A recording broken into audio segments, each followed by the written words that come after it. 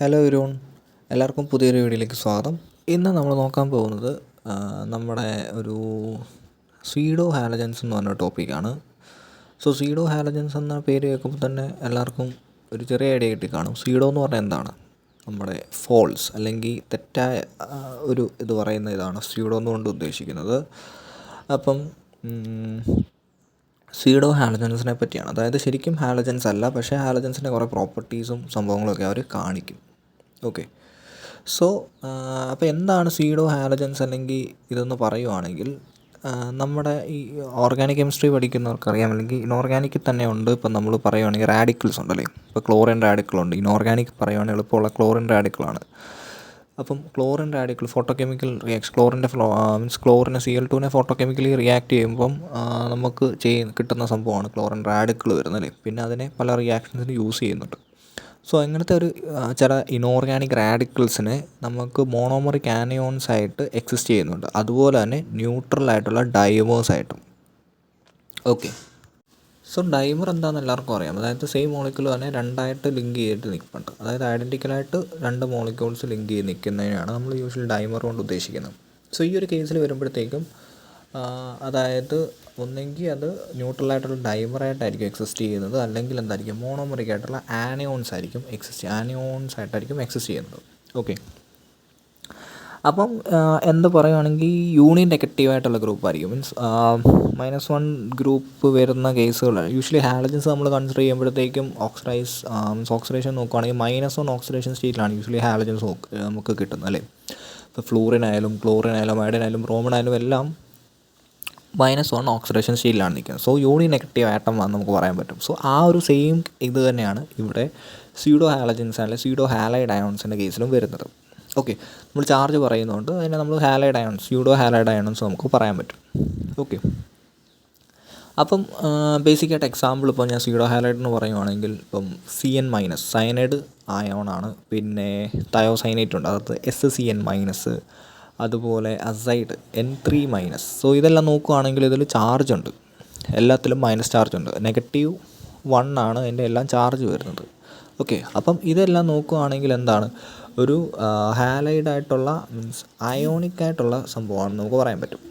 അതുപോലെ തന്നെ നമ്മൾ ഇപ്പോൾ ക്ലോറൈഡ് അയോൺ ഉണ്ടല്ലേ, അതുപോലെ ക്ലോറിൻ ആറ്റം ഉണ്ട്. സോ ക്ലോറൈഡ് അയോൺ എന്ന് പറയുമ്പോൾ ചാർജ് ഉണ്ട്, ക്ലോറിൻ എന്ന് പറയുമ്പോഴത്തേക്കും ന്യൂട്രലായിട്ടുള്ള നിൽക്കുന്ന സ്പീഷീസ് നമുക്ക് പറയാൻ പറ്റും. സോ ആ ഒരു കേസ് തന്നെ ഇവിടെയും വരുന്നുണ്ട്. അതായത് നമ്മളിപ്പോൾ CN- പറഞ്ഞ പോലെ തന്നെ ഇവിടെയും ആ ഒരു നമ്മുടെ ഇതായിട്ട് നിൽക്കുന്നുണ്ട്, അതായത് ഡൈമറൈസ് ചെയ്ത് അല്ലെങ്കിൽ നിൽക്കുന്നുണ്ട്. സോ ആ ഒരു ഇതിനെയാണ് നമ്മൾ യൂഷ്വലി സ്യൂഡോ ഹാലജൻസ് എന്ന് നമുക്ക് പറയുന്നത്. അതായത് ഓരോ കറസ്പോണ്ടിങ് ആയിട്ടുള്ള ഹാലജൻസ് നോക്കുവാണെങ്കിലും അവർക്ക് ചില സ്യൂഡോ ഹാലൈഡ്സ് അല്ലെങ്കിൽ ഹാലജൻസ് നമുക്ക് ഐസൊലേറ്റ് ചെയ്തിട്ടുണ്ട്. പക്ഷേ ഇപ്പോഴത്തേക്ക് നോക്കുവാണെങ്കിൽ ഏകദേശം 4 സ്യൂഡോ ഹാലജൻസ് മാത്രമേ നമ്മൾ ഐസൊലേറ്റ് ചെയ്തിട്ടുള്ളൂ. 4 ഏതൊക്കെയാണെന്ന് ചോദിച്ചാൽ, ഒന്ന് നമ്മുടെ സയനോജൻ, അതായത് സയനൈഡ് വരുന്ന ഗ്രൂപ്പാണ്. CN ട്വൈസ് ആണ്, ഹോൾ ട്വൈസ്. പിന്നെ വരുവാണെങ്കിൽ തയോസൈനോജൻ, അതായത് SCN ട്വൈസ്. പിന്നെ സെലനോ സയനോജൻ, അതായത് സെലീനിയം ഗ്രൂപ്പ് അറ്റാച്ച് ചെയ്ത് സയനൈഡ് ഗ്രൂപ്പിൽ നിൽക്കുന്നു, അതായത് അതും ഡൈമറൈസ് ചെയ്താണ് നിൽക്കുന്നത്. അതായത് SCCN ട്വൈസ് എന്നാണ് അതിൻ്റെ ഫോർമുലയും വരുന്നത്. പിന്നെ വരുന്നതാണ് നമ്മുടെ അസൈഡോ കാർബൺ ഡൈസൾഫൈഡ്. സോ അത് അതിൻ്റെ ഫോർമുല ഇച്ചിരി ടഫാണ്, ഫോർമുല അറിയേണ്ട ആവശ്യമൊന്നുമില്ല, ജസ്റ്റ് ആ പേര് മാത്രം അറിഞ്ഞാൽ മതി. സോ ഫോർമുല എന്ന് പറയുമ്പോഴത്തേക്കും നമ്മുടെ SCSN3 ട്വൈസ്. സോ N3 എന്ന് പറയുമ്പോൾ അസൈഡ് ഗ്രൂപ്പാണ്.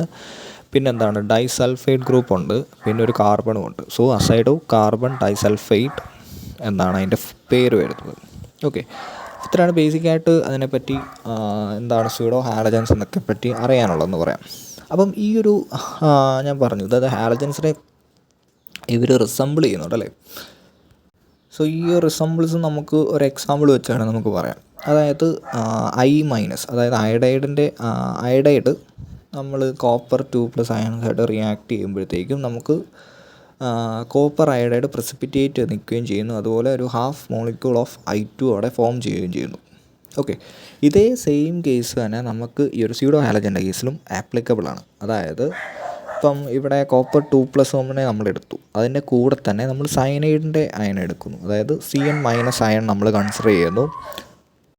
സോ ഇവിടെ CN- എടുക്കുന്നു. അത് നേരത്തെ നമ്മൾ കണ്ട അയഡിൻ്റെ റിയാക്ഷൻ പോലെ തന്നെ, അതായത് ഇവിടെയും നമ്മുടെ കോപ്പർ സയനൈഡ് പ്രസിപ്പിറ്റേറ്റ് ചെയ്യുകയും ചെയ്യുന്നു. അതുപോലെ half molecule of CN twice, അത് ഡൈമറൈസ് ചെയ്ത് നിൽക്കുന്ന ആ ഒരു മോളിക്യൂൾ ഫോം ചെയ്യുന്നു, അല്ലെങ്കിൽ ഹാഫ് മോളിക്യൂൾ ഓഫ് സയനജൻ ഫോം ചെയ്യുന്നു നമുക്ക് പറയാൻ പറ്റും.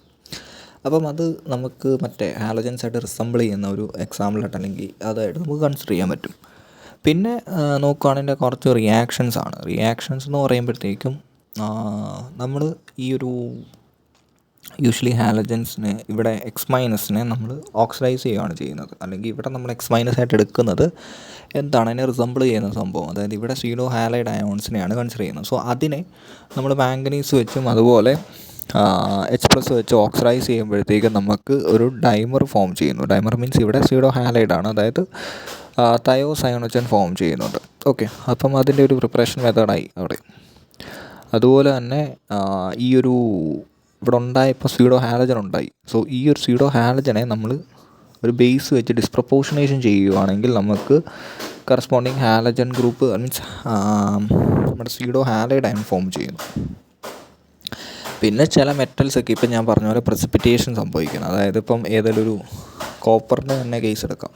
കോപ്പറുണ്ട്, ഇപ്പം വേറെ എക്സാമ്പിൾ പറയുകയാണെങ്കിൽ ഇപ്പം AG+നെ നമ്മൾ യൂഷ്വലി നേരത്തെ റിയാക്ഷൻസൊക്കെ പഠിച്ചിട്ടുണ്ട്. AG+ഉം Cl- ഒക്കെ വരും. AgCl ഒക്കെ അവിടെ പ്രസിപ്പിറ്റേറ്റ് ചെയ്യുന്ന റിയാക്ഷൻ, അത് ഹാലജൻ്റെ കേസിൽ. ഇവിടെ സ്യൂഡോ ഹാലജൻസ് ആയതുകൊണ്ട് നമ്മൾ AG+ഉം അസൈഡ് അയോൺ, ഞാൻ നേരത്തെ എക്സാമ്പിൾ പറഞ്ഞു അസൈഡ് അയോൺ N3- അതുമായിട്ട് ചെയ്യുമ്പോഴത്തേക്കും അവിടെ സിൽവർ അസൈഡ് പ്രസിപ്പിറ്റേറ്റ് ചെയ്യുകയാണ് അവിടെ ചെയ്യുന്നത്. സോ ഇത്രയൊക്കെയാണ് യൂഷ്വലി ഒരു സീഡോ ഹാലജൻസിലെ സീഡോ ഹാലൈഡ് അയോൺസിനെ പറ്റി പറയാനുള്ളത്. അപ്പം വീഡിയോ എല്ലാവർക്കും ഇഷ്ടമാണെന്ന് വിചാരിക്കുന്നു. ചാനൽ സബ്സ്ക്രൈബ് ചെയ്യുക, ലൈക്ക് ചെയ്യുക, ഷെയർ ചെയ്യുക.